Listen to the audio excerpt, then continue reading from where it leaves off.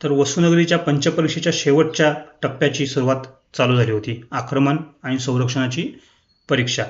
परीक्षार्थींचं मूल्यांकन करणे सोपं व्हावं म्हणून फक्त एका वेळेस 10 परीक्षार्थींची परीक्षा घ्यायची असं छत्रपतींनी ठरवलं. त्यानुसार 10-10 लोकांचे ग्रुप करून परीक्षेचा दिवस ठरवण्यात आला. आता योगायोगाने निष्काळजी आणि दत्तानंद एकाच ग्रुपमध्ये होते आणि त्यांच्या ग्रुपची परीक्षा ही सगळ्यात शेवटी होती. नेहाचा नंबर निष्काळजे आणि दत्तानंद ह्या दोघांच्या 2 दिवस आधी होता. नेहा म्हणजे तीच मुलगी जी लास्ट टाइम हॉटेलमध्ये सगळेजण एकत्र जेवायला गेले तेव्हा तिथे होती.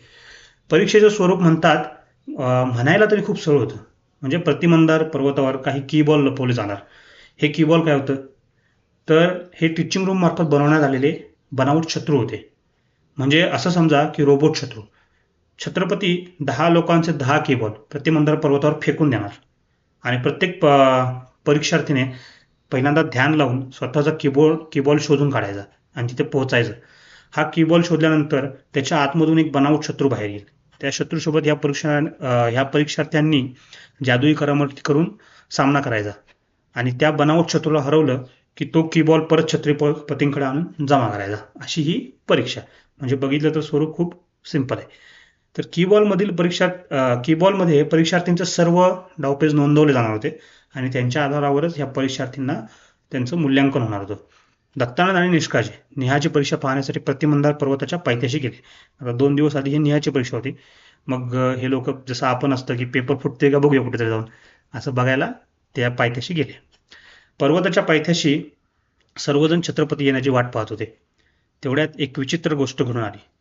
वसुनगरीचा सूर्य लाल पडला, मग पिवळा पडला, मग निळा पडला, मग अचानक सूर्य चमकायचा बंद झाला आणि संपूर्ण वसुनगरीमध्ये 2 सेकंदांसाठी अंधार झाला आणि लगेच सूर्य पूर्वीप्रमाणे चमकू लागला. न नवीनच वसुनगरीमध्ये आलेले जादूगार हा सगळा प्रकार पाहून थोडे गोंधळून गेले. पण जुने जादूगार असं वाटतं ज्यांना काही झालंच नाही. शांत आपण हे होत असते, काय प्रॉब्लेम नाही, एवढं काय नाही. दत्तानंद आता नवीन आलेला माणूस त्यात आणि उत्सुकता ह्याची काही कमी झालेली नाही. हे काय चाललंय? दत्तानंद लगेच बघू लागला. साबीज मला काय माहित नाही, मी पहिल्या पिढीतला जादूगार आहे असं म्हणत निष्काळजीने बाजूला उभा असलेल्या नेहाकडे पाहिलं. नेहाने काहीच विशेष न झाल्याप्रमाणे नेहा शांत होती. अगं नेहा, हे काय काय चाललंय, काय चालू आहे? नेहाला अभिजितने विचारलं.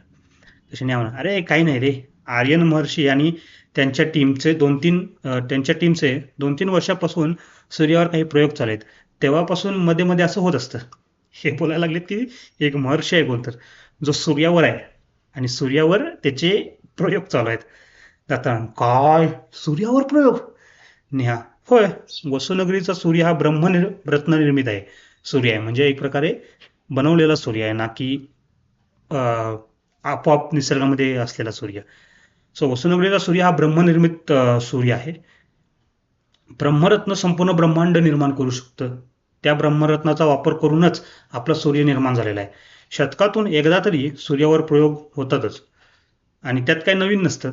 हे सगळं नॉर्मल आहे वसुनगरीसाठी. बाप रे, मला तर माहितीच नव्हतं एवढं ब्रह्मांड निर्माण करू शकण्याची शक्ती ही किती मोठी आहे आज मला कळाले. इथे आपण चक्क सूर्यावर प्रयोग करतोय. आमच्याकडे तर हे जोक होता की आपण रात्री लाईट बंद करून सूर्यावर जायचं म्हणून. इथं तर खरोखर लोक सूर्यावर जातात. पृथ्वी लोकावर हे कधीच शक्य होणार नाही. याची कल्पना सुद्धा आपण करू शकत नाही पृथ्वी लोकावर.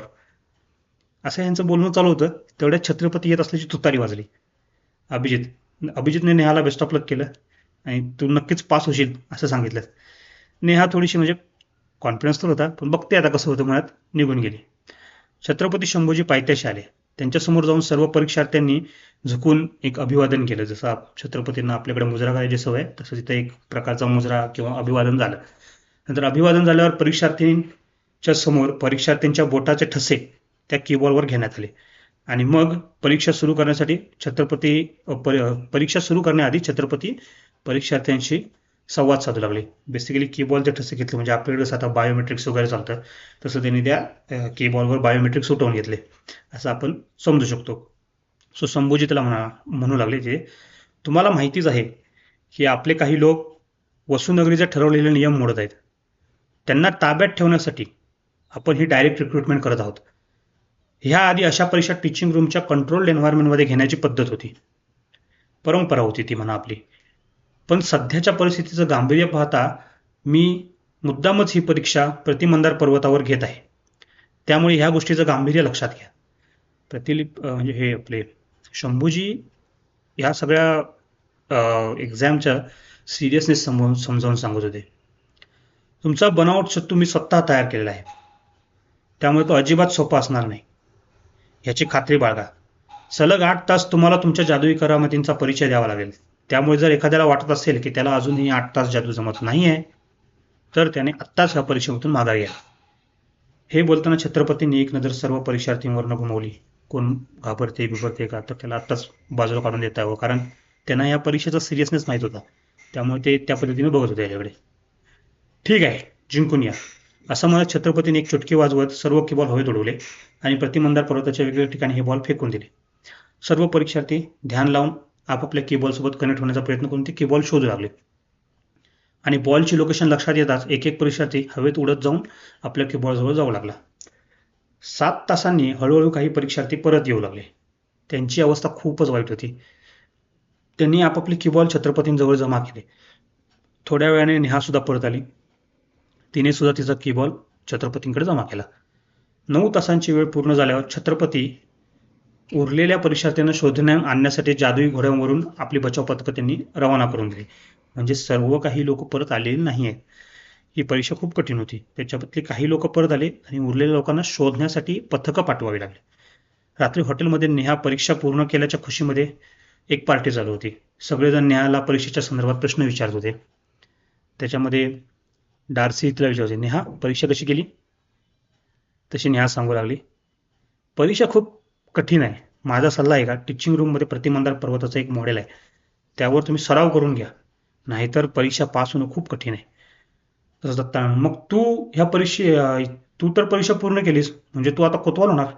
दत्तानंदला पुढची उत्सुकता कायमच. हे माणूस असा आहे की ह्याला आत्ता काय चालू आहे ह्याच्यापेक्षा पुढं काय होणार आहे ह्याची जास्त उत्सुकता आहे हमेशा.